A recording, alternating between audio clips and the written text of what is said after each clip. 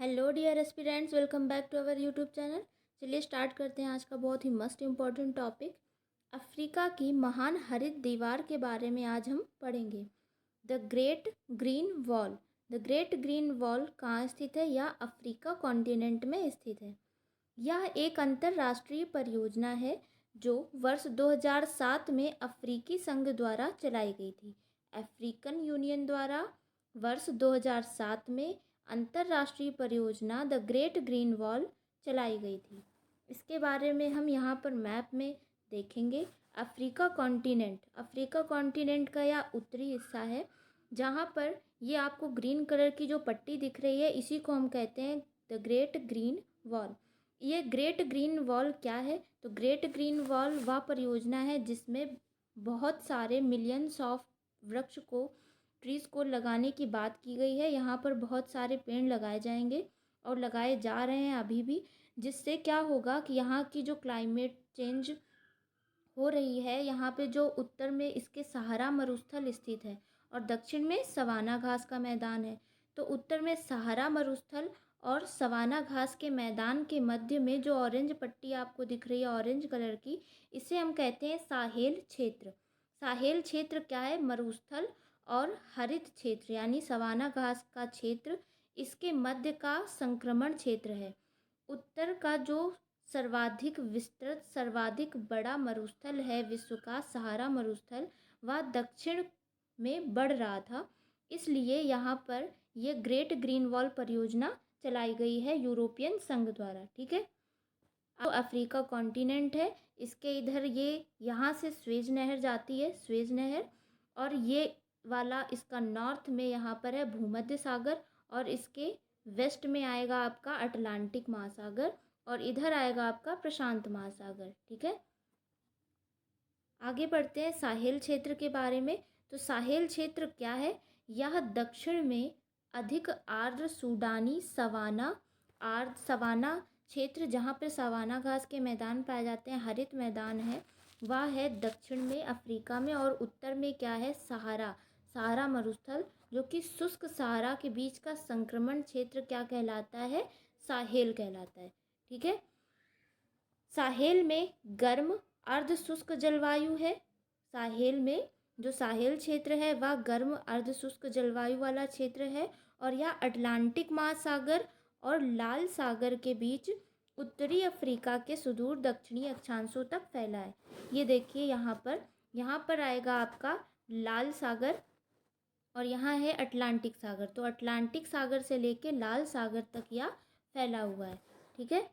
इसकी जलवायु अटलांटिक महासागर और लाल सागर के बीच उत्तरी अफ्रीका के सुदूर दक्षिणी अक्षांशों तक फैली हुई है। भौगोलिक रूप से उष्णकटिबंध में स्थित होने के बावजूद साहेल में उष्णकटिबंधीय जलवायु नहीं है।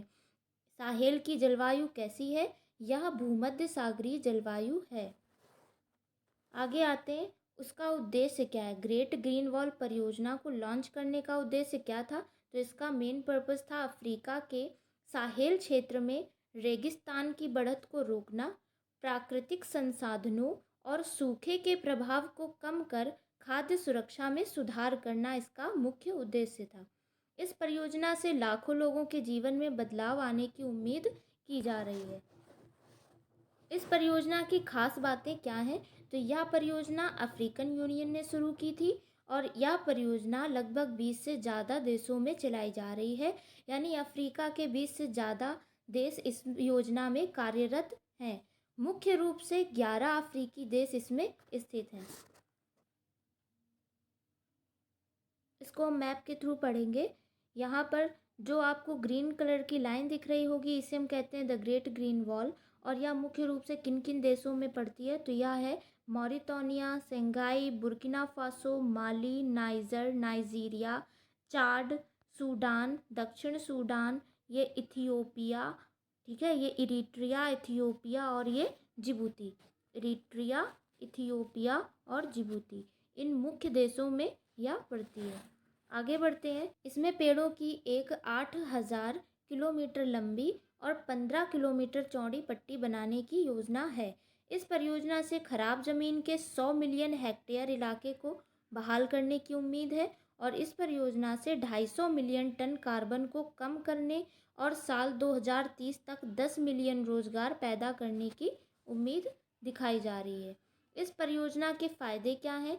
तो ग्रेट ग्रीन वॉल परियोजना को लॉन्च करने के फ़ायदे: जैव विविधता बढ़ना। देखो, जंगल की वृद्धि होगी, पेड़ों की, वृक्षों की विविधता होगी तो वहाँ पर बायोडायवर्सिटी बढ़ेगी और कृषि योग्य भूमि की भी बढ़ोतरी होगी और उसे आगे संरक्षण किया जाएगा। पौष्टिक भोजन उगाया जाएगा जिससे वहाँ पर सूखा और भुखमरी की कमी को दूर करा जाएगा। हरित रोजगार पैदा होगा, जलवायु परिवर्तन से निपटने में मदद मिलेगी, खाद्य सुरक्षा और गरीबी कम होगी। खाद्य जो असुरक्षा है, यानी कि वहाँ पर ज़्यादा जनसंख्या बढ़ोतरी हो रही है, उस हिसाब से वहाँ पर कृषि भूमि कम है। तो जब कृषि भूमि ज़्यादा होगी तो वहाँ पर खाद्य की भी बढ़ोतरी होगी और गरीबी का निवारण हो सकेगा। इस परियोजना में चैलेंजेस क्या क्या हैं?